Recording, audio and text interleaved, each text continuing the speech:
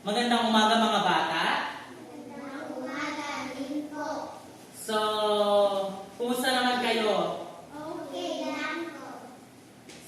So bago tayo magsimula sa ating panibagong aralin, maaari ba tayong tumayo lahat at tayo manalangin? So, kapag tayo nananalangin, anong ginagawa? Iyo ko ang ulo. So, ayan, Aliana, pakiano nga. Lead yung prayer. Susunod na araw, tulungan na kami sa pag-aaral rin kung mag-isipin araw. Magaganda kami, awa, iwang kumarino kami. Amen. So, maaari tayo po. Sino ang absent ngayong araw? Aaron at Sander. Aaron at Sander. So, may nakakaalala pa ba ng mga nakaraang pinag-aralan natin? Ano yon? Patungkol saan? Tula. Patungkol sa tula. So, ano yung tula? Ano yung tula? Taas kamay. Aliana. Ang tula ay isang anyo ng panitikan na nagpapahayag ng damdamin at kaisipan ng isang tao gamit ang maliliit na salita. Ito ay binubuo ng mga saknong at mga panito. Magaling. Palakpakan natin si Aliana, mga bata. So, ayan. Alam nyo na nga kung ano yung pinag-aralan natin. Teacher Nicole?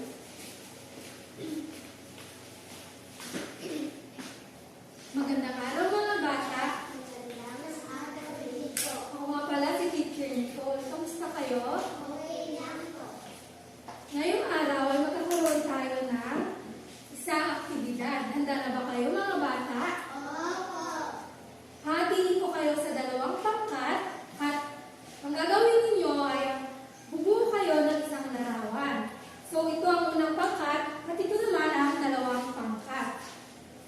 Bibigyan ko kayo ng 5 minuto para mabuo ang larawang ito.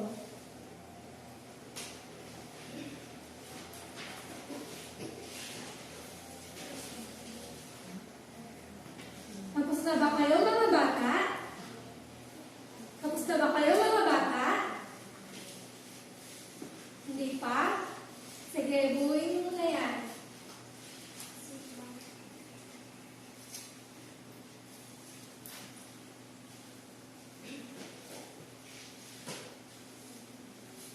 Tapos na ba kayo mga bata? O, sa unang pangkat, anong yung larawang nabuo ninyo? Simbahan. Sa ikalawang pangkat naman? Tama. Hindi ba makita? So, ano napapansin niyo sa mga larawang ito? Simbahan. Ang larawang ito ay nagpapakita ng tagpuan at ang ikalawang larawan naman ay nagpapakita ng mga magaling mga bata. Ngayon naman mga bata, mayroon akong mga 3 larawan dito. Ngayon, magpaparinig ako ng iba't ibang boses. Tapos tutukuyin nyo kung kaninong boses yun. Naiintindihan nyo ba? Opo. Sige. Unang boses. Come here, little fella. I won't hurt you. Kaninong boses? SpongeBob. Tama, kay SpongeBob. Sa tingin nyo, asan dyan si SpongeBob? Tama. Ano naman dito yung kaibigan ni SpongeBob? Ito, sino to? Patrick. Si Patrick, tama. So, pangalawa. Dora.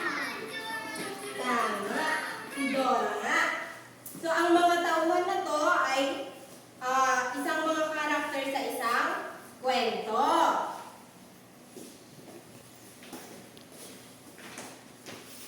So, ayan. Para sa ating bagong aralin. So, pakibasa nga, sabay-sabay. Ang maikling kwento ay isang akdang pampanuntikang likha ng guni-guni at bungang isip na hango sa isang tunay na pangyayari sa buhay. Ito ay nagdudulot ng aliw sa mamabasa. Karaniwan itong nagtatapos masahe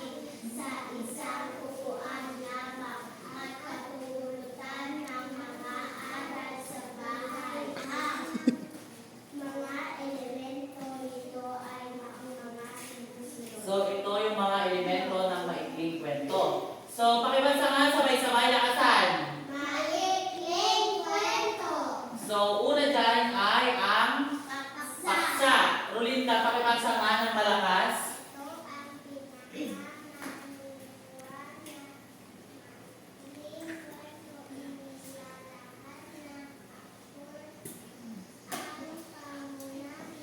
punto o Layunin. narinig na kanilang Isinunod. So, ang paksa. So, ito yung pinaka-kaluluwa ng maikling kwento. So, inilalahad ng author ang pangunahing punto layunin ng kanyang sinulat. So, pangalawa naman ay ang tauhan. So, ito ang magbibigay buhay sa maikling kwento. Maaari itong maging mabuti o masama. Aliana, ano nga ulit yung tauhan? Ito ang magbibigay buhay sa maikling kwento. Maaari itong maging mabuti o masama. Ayan. So, susunod naman ay ang tagpuan. So, sino gusto magbasa? Taas kamay. Jaira. Ito naman ang panahon at lugar kung saan nangyayari ang pagtutulog. So, ayan. Dito naman, dito sa tagpuan, dito nangyayari yung mga, kunwari sa napapanood nyo, yung kagaya sa pinension kanina Teacher Ronaldin, yung sa Dora, di ba kung saan-saan yung settings nun, yung setup niya, di ba? Meron sa gubat, sa bahay, ganon. Yan yung tinatawag na tagpuan. Then, next one, suliranin. Sino gusto magbasa? Rolinda. Suliranin. Ito ang kanya ng maharapin o pinakatas ng tauhan.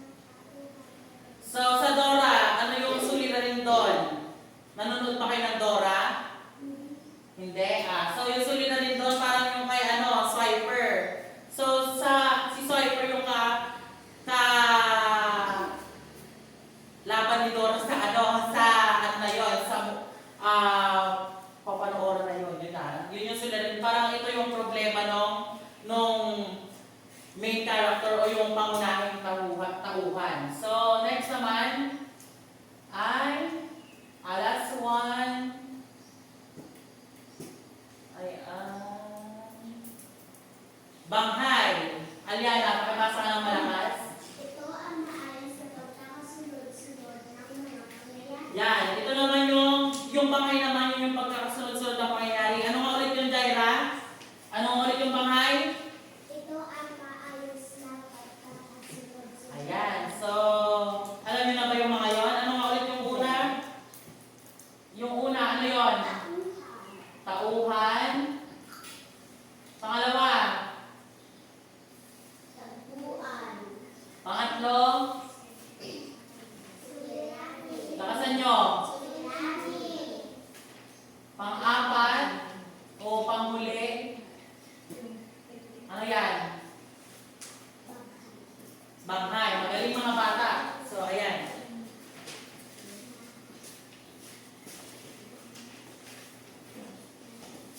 Naiintindihan niyo ba yung limang mga elemento ng maikling kwento, mga bata? Opo. So ngayon naman, hatiin ko kayo sa dalawang grupo. Gagawa kayo ng maikling kwento na nakasaad doon yung mga elemento ng maikling kwento na diniscuss ni Teacher Alan kanina. So isulat niyo dito yung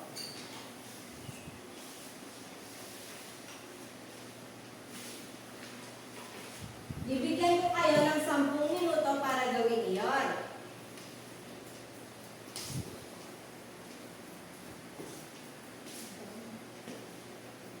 Tapos na ba mga bata? Ay, hindi pa.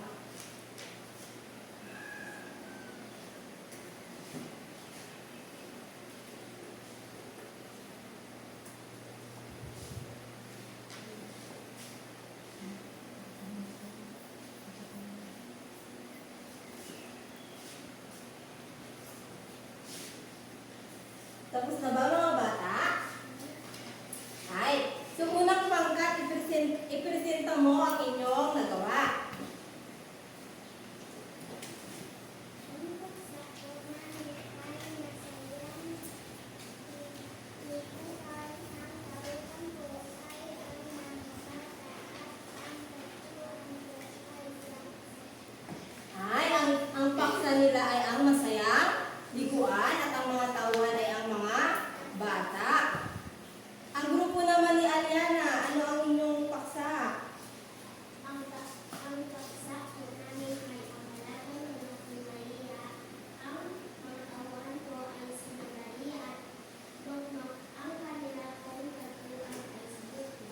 Mahusay mga bata. Sa tingin ko ay lubos na ninyong naunawaan ang topic natin ngayong araw.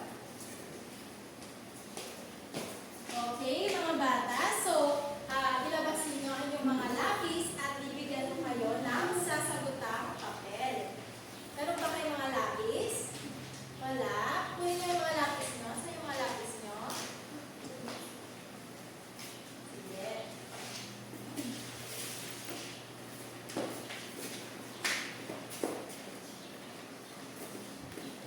Okay na ba, mga bata? Okay. So, bibigyan ko kayo ng 5 minuto sa pagsagot ng mga ito. So, mamaya ay titignan natin kung ano kung tama ang inyong mga sagot. So, ang panuto, piliin sa kahon ang tamang sagot. Isulat ito bago ang numero. Okay, so pwede bang basahin muna mga bata? Paksa, tauhan, tagpuan, suliranin, banghay. Okay, so naiintindihan ba mga bata ang gagawin natin? Okay, so bibigyan ko kayo ng 5 minuto. Tapos na ba mga bata? Okay, pwede lang ipasa yung mga sinagot ng papel. Ititignan natin kung tama ang inyong mga sagot. So sa una, ito ang pinakakaluluwa ng maikling kwento. So sino ang gusto magsagot? Alana? Tagpuan, Saan yung ano? Halika dito at sagutan mo ito. Okay, so ito ang pinakakaluluwa ng maikling kwento.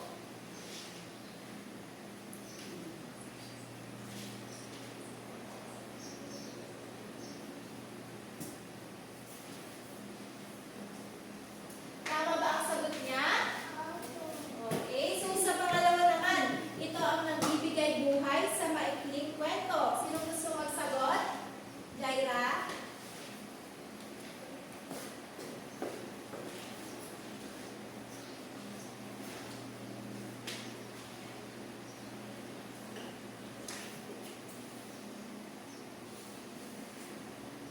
Okay, tama ba ang sagot niya mga bata? Okay, sa pangatlo naman, ito naman ang panahon at lugar kung saan nangyayari ang maikling kwento. So, sino gusto magsagot? Rolinda.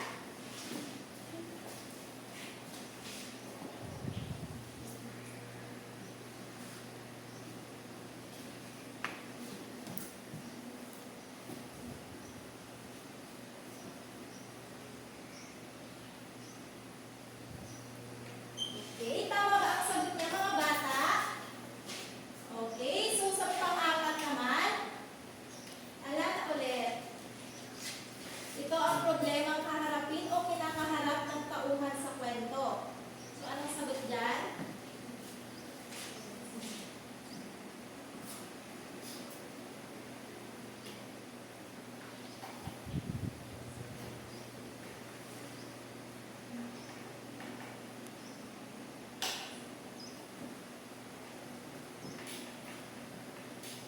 Okay, so sino naman ang gustong magsagot sa last nating tanong? Ito ang maayos na pagkakasunod-sunod ng mga pangyayari. Jaira?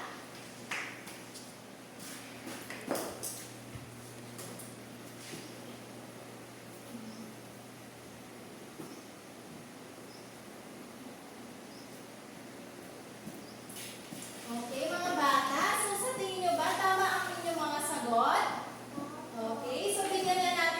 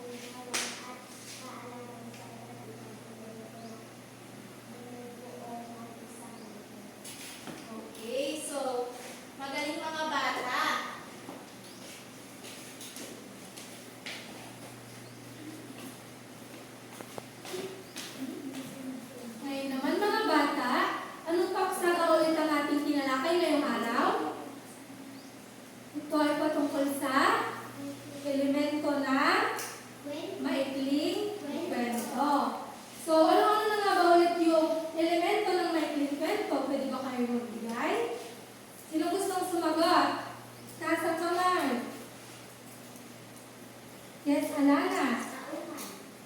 Yes, tauhan. Ano pa? Jaira. Magaling, pagpuan. Ano pa? Rosalinda. Magaling, paksa. Ngayon naman mga bata, magkakaroon tayo ng pagsusulit. Maglabas kayo ng isang malinis na papel at lapis. Ang gagawin natin ay isulat ang T kung tama ang pangungusap na nagsasabi tungkol sa mga elemento o sangkap ng kwento. At yan naman kung mali ang sinasad dito. Okay, pwede na kayo mag-start. Tapos na ba kayo mga bata? Ngayon naman, sagutin natin ito. Number 1, sino gusto magbasa? Yes, Alana.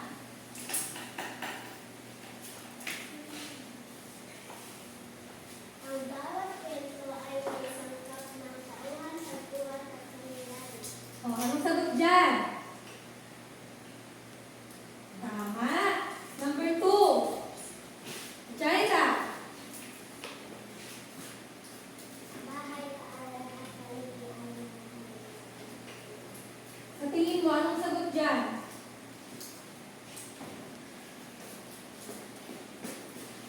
O, number 3. Rolinda.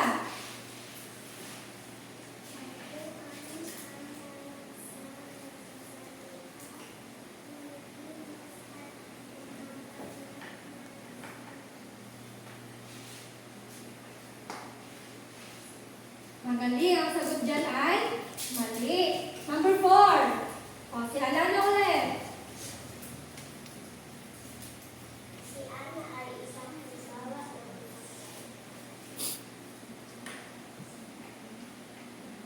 Tama, magaling. O, number 5. Salas.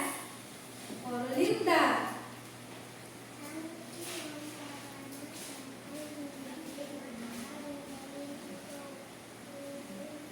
Magaling.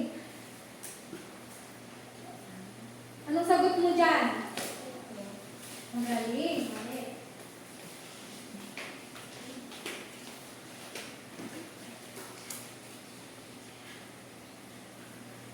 Okay, so para sa inyong takdang alam